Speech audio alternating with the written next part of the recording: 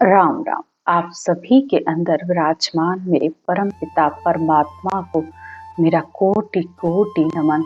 हमारा सदगुरु सुखराम जी महाराज के ग्रंथ में सदगुरु पारख का अंग चल रहा है, यानी सदगुरु की क्या पारख, क्या परख है, क्या परीक्षा है। तो एक सच्चे सदगुरु की, सच्चे संत की यह परीक्षा है कि उनके पास वो सत्य केवल ज्ञान है जिससे ये आत्मा जीते जी मोक्ष को प्राप्त कर सकती है। जीते जी ये आत्मा परमात्मा में मिलकर उसका आनंद ले सकती है। के पास ऐसा ज्ञान है कि उन्होंने खुद भक्ति करके उस केवल पद आनंद तक पद तक पहुँचे हैं और वे दूसरों को भी वही ज्ञान देते हैं। इसके अलावा वो दूसरी कोई बात नहीं करते, न आपसे कोई पूजा, न कोई भेंट, न कोई पैसा, न कोई संसार का कोई धन संपत्ति। वो आपसे कुछ भी नहीं चाहते हैं, यहाँ तक कि वे अपने आप को गुरु भी नहीं कहते हैं। आगे सतगुरुदेव कहते हैं, परवाना ले आविया से साधु जगमाए, सो ताकीद देत है सुख दे बहु विधि आए। उन्होंने केवल पद का 10वें द्वार का पूर्ण अनुभव किया है, पूर्ण परमानंद की उन्होंने प्राप्ति की है और फिर संसार में भक्ति करने वाली आत्माओं को भी वही साधन सिखाते हैं, वही तरीका सिखाते हैं जिससे आत्माएं मोक्ष में जा सकें। के पास अनुभव का ज्ञान है, ये सत्य केवल ज्ञान है। इस ज्ञान को धारण करके ही आत्मा के अंदर वो सत्य प्रकट होता है। वह सत्य शब्द ने अक्षर ब्रह्म धुन प्रकट होती है। वे हर तरीके से जितना हो सकता है उसको समझाने की कोशिश करते हैं, ज्ञान से उस आत्मा के भरमों को भी दूर करते हैं। आगे कहते हैं, दरगाह सो ले आविया सतगुरु पदवी संत। तो जो संत सतगुरु की पदवी लेकर उस केवल पद से आते हैं, वो ही आत्मा को, अनंत आत्माओं को इस संसार में उन जीवों का उद्धार करते हैं। अणभैरी परमानगी दीनी सिरजनहार। तो परमात्मा की तरफ से उनको इस अणभय रूपी परवानगी मिली हुई है, तभी वो सदगुरु कहलाए हैं। उन्हें परमात्मा ने वो औदा दिया है।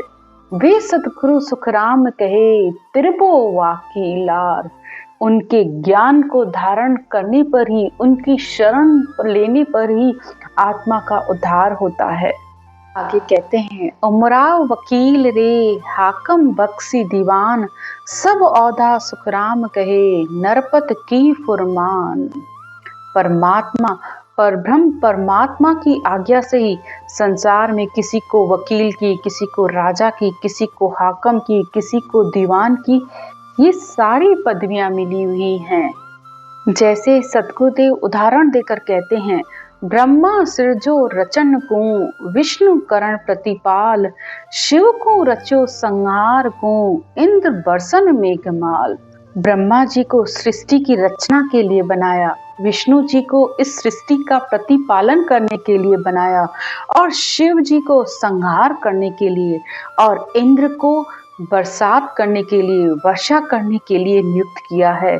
और इसी तरह पाप पुण्य के न्याय को सिरजो है धर्मराज। और हमारे पाप और पुण्यों का न्याय करने के लिए धर्मराज को नियुक्त किया है। ये आत्मा ने कौन सा ऐसा पुण्य किया, कौन सा आत्मा ने पाप किया, उसके अनुसार ही आत्मा के कर्मों का न्याय होता है। संत सिरजा सुखराम कहे जीव उदाहरण काज। और इसी तरह संसार में संतों को आत्माओं में मोक्ष जाने के लिए भेजते हैं। तो ये सब सृजनहार परमात्मा की तरफ से नियुक्त होते हैं। इसीलिए हर किसी को देवता की पदवी है, तो किसी को राजा की पदवी है, तो किसी को वकील की पदवी है। तो संसार में सब कुछ परब्रह्म परमात्मा की तरफ से बनाया गया है। इस तरह सतगुरुदेव आगे और उदाहरण देकर कहते हैं कि संसार में गुरु तो अनेक हैं, लेकिन उनमें भी अलग अलग हैं। कोई नाव कोई ढूंढ का, कोई सतगुरु जो जहाज। तो कोई गुरु नाव की तरह है, यानी यानी आपको नौका से पार करा देते हैं। कोई ढूंढका की तरह हैं, लेकिन कोई सतगुरु जहाज की तरह होते हैं जो आत्मा को इस भव सागर को पार करा देते हैं। और इसी तरह सब तिरसी सुखराम कहे भव सागर महाराज। तो इस तरह इस संसार रूपी भव सागर से अगर पार होना है तो सद्गुरु के सत्य केवल ज्ञान को धारण करो। ज्ञान से ही इस आत्मा को मोक्ष की प्राप्ति होगी। ज्ञान यानी श्वास प्रश्वास में इस राम के नाम को, ब्रह्म के नाम को विधि से बैठकर सुमरन करिए।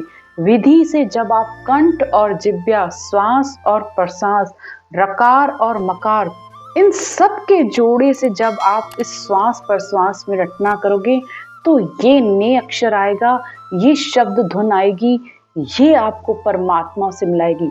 और इसका तरीका और विधि सतगुरु के पास ही होता है। सतगुरुदेव कह रहे हैं कोई गुरु नौका की तरह होते हैं, कोई ढूंढका की तरह होते हैं, तो कोई सतगुरु होते हैं। तो उनमें क्या अंतर होता है? नौका संग 100 दोए 100 लाखों तारे जहाज, जन सुखिया गुरु ढूंढ का करे आप रो काज। तो सद्गुरु भी 3 प्रकार के बताए गए हैं, एक नौका रूपी, दूसरे ढूंढका और तीसरे सद्गुरु। सबसे पहले जो ढूंढका रूपी गुरु होते हैं वो सिर्फ खुद का ही उद्धार कर सकते हैं, किसी दूसरे का उद्धार नहीं कर सकते। और दूसरे होते हैं नौका रूपी गुरु, यानी जब तक वो संसार में होते हैं तो उनके साथ 100, 200 या अनेक आत्माएं मोक्ष में जाती हैं, लेकिन उनके चले जाने के बाद सिर्फ पंथ और संप्रदाय बनकर रह जाते हैं, कोई भी आत्मा मोक्ष में नहीं जाती है। लेकिन एक होते हैं औदाधारी सतगुरु, जो कि संसार में जब तक रहते हैं तो अनेक आत्माओं को मोक्ष में भी ले जाते हैं, लेकिन उनके चले जाने के बाद भी उनके ज्ञान द्वारा उनके ग्रंथ को औधा मिला हुआ होता है। उनके ज्ञान को सुनकर, पढ़कर और उसके बताए गए तरीके से जब आत्माएं सुमरन भक्ति करती हैं तो जीते जी उनको भी मोक्ष की प्राप्ति होती है। और इस समय इस ग्रंथ को औधा मिला हुआ है। तो ऐसे सद्गुरु जहाज की तरह होते हैं जिससे अनेक आत्माओं की मोक्ष होती है।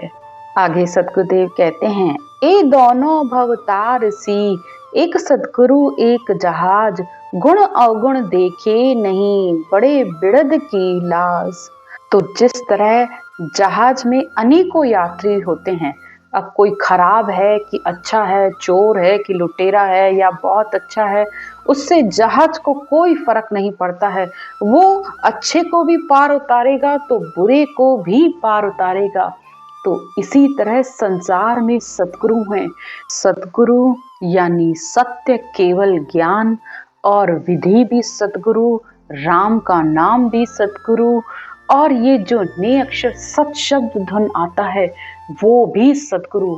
इस सतगुरु के साथ हर आत्मा मोक्ष में जाएगी, चाहे उसके अंदर कोई गुण है चाहे अवगुण है, वो कुछ भी नहीं देखता है।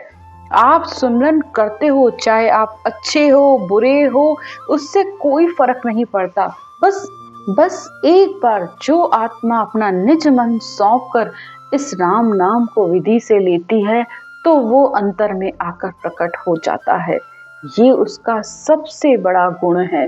वो बाहर के किसी भी गुरु की तरह आपकी कोई परीक्षा नहीं लेने वाला है कि तुम ये करो ये करो ये करो तो मैं तुम्हें ज्ञान दूंगा, तो मैं तुम्हें भक्ति का रास्ता बताऊंगा। उसके लिए संसार की हर आत्मा बराबर है, चाहे अच्छी चाहे बुरी। बस आपका समर्पण चाहिए, आपका निज मन चाहिए उसे। जिस तरह एक डॉक्टर का फर्ज होता है कि कोई चोर है या लुटेरा है या अच्छा है, उसका काम है उस मरीज का इलाज करना, और उसको जो दवाई देगा वो दोनों पे असर करती है, चाहे बुरा इंसान हो चाहे अच्छा इंसान हो। दवाई को उससे क्या फर्क पड़ता है कि कौन कैसा है। तो इसी तरह ये शब्द धुन, ये सत्य केवल ज्ञान है जो दवाई की तरह है। बस इसे एक बार आप लेकर तो देखो, आपके जन्म मरण का रोग मिट जाएगा। आगे सद्गुरुदेव उदाहरण देकर कहते हैं, क्या सुकृत मुर्दे किया, मिली संजीवन आए, सुखिया जे जीवे नहीं, तो बिड़त जड़ी को जाए। अब किसी को संजीवन जड़ी मिल जाए तो उस मुर्दे ने ऐसा क्या अच्छा काम किया कि उसको संजीवन जड़ी मिल गई और वो मरते मरते मरते भी जिंदा हो गया। तो इसमें बिड़द किसका है, लाज किसकी है? जड़ी की। अगर वो संजीवनी बूटी काम नहीं करती तो कोई उसे संजीवनी बूटी कहता क्या? वो किसी काम की नहीं थी। तो इसी तरह ये केवल ज्ञान है जो मरे हुए को भी जिंदा कर देता है। यानी ये आत्मा जो जन्म मरण का 84 के चक्कर काट रही थी, उससे इस आत्मा का छुटकारा हो जाता है। तो ये ज्ञान संजीवनी बूटी की तरह है, अमर फल की तरह है। तो आत्मा के सब कर्मों का नाश करके इस आत्मा को परमात्मा में मिला देती है। आज की चर्चा यहीं तक। राम राम।